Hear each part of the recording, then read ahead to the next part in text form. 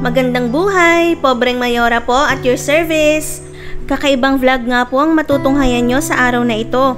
Panahong aking pinanggalingan nung ako'y bata pa. Nasa isip ng isang kamusmusang bata ang mga panahong ito.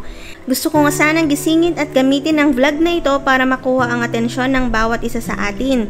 Marami sa atin ang hindi na nakakakilala sa mga kagamitan noon. Ang bukid ang nagsisilbing playground namin noon. Alikabok at mga dahon-dahon lamang ang ginagawa naming instrumento sa paglalaro. Simple pero masaya. Dito nga't makikita nyo sa panahon noon, tanging kariton lamang at kalabaw ang aming transportasyon. Sobrang limitado pa ang tricycle lalo na ng mga 4 wheels. Naalala ko nga nung bata pa ako gamit ang kariton na ito ang sasakyan namin makapunta lamang sa lola at lolo ko. Ang sarap sa pakiramdam na nakasama ko ulit sumakay sina nanay at tatay ko. At ngayon, kasama ko na ang mga anak ko. Kay bilis talaga ng panahon, parang kailan lang. Ako ang kauna-unahang apo ng aming pamilya. Kalong-kalong ako ni nanay at ni tatay sa kanyang kandungan. Pero ngayon, tingnan nyo, bunso ko na ang hawak niya.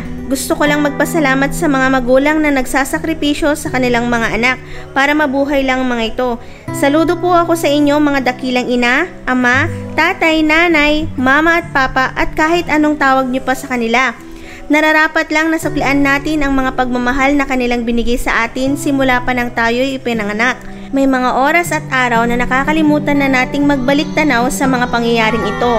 Madalas, mas binibigyan na natin ng pansin ang mga makamodernong teknolohiya. Naisip nyo ba na sa panahon ngayon, ang bilis tumanda at manghina ng mga tao? Mahirap na ang isang oras para kamustahin natin ang ating mga magulang. Maging ang mga lolo't lola, tito at tita. Kailan ba tayo huling nagpasalamat sa kanila? Siguro ito na ang panahon para mapagnilayan natin ang kahapon. Nais ko pong hipuin ang inyong mga damdamin para gisingin ang mga natutulog niyong mga puso. Nakakatuwang isipin na sa panahon ngayon may iilan na lamang nakagamitan ang nagsisilbing imahe ng kahapon. Napakasaya na nakikita ko sila tatay at nanay kung ano ang trabaho nila nung ako'y bata pa. Ganito madalas ang trabaho nila na naiiwan kami sa bahay at sila abala sa bukid. Ang ginagawa nga nila ay naguhukay ng kamote, 3 hanggang 4 na buwan itinanim bago anihin ang mga kamoteng ito. Tingnan nyo kung paano magtulungan o bayanihan ang mga tao. Dalangin ko na iyon sana ang hindi nila magawang limutin sa kanilang pagtanda. Magbigay-pugay po tayo sa mga magulang na magsasaka. Isang malinis at marangal na trabaho ang kanilang ginagawa, may taguyod lang ang kanilang pamilya. Salamat po nanay at tatay sa sakripisyo at pagmamahal ninyo sa amin. Nawa may pasabuhay ko sa aking mga anak ang mga magagandang aral na naituro nyo sa amin. Sa lahat ng ama na nagsisilbing haligi ng tahanan, isa ka tatay sa pinakaiidolo ko. Sa nanay ko na dating OFW, mabuhay ka nanay. Ramdam ko ang hirap na mawalay ng isang ina. Ang sakit lang sa damdamin na wala siya sa aming tabi, pero sa panahong iyon, nananatili kaming malakas dahil alam namin na ginagawa niya ang lahat para sa aming kapakanan. Kaya ikaw na nanonood ng video na ito, kung may tampo ka o sama ng loob sa iyong mga magulang, tanungin mo ang iyong sarili, kailan mo sila huling kinumusta?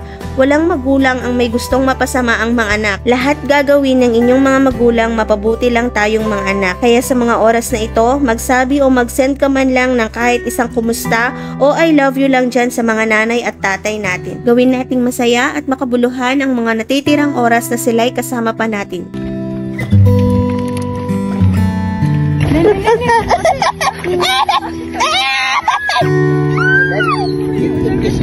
At dito na nga nagtatapos ang makapagdamdaming video ng ating pobreng Mayora.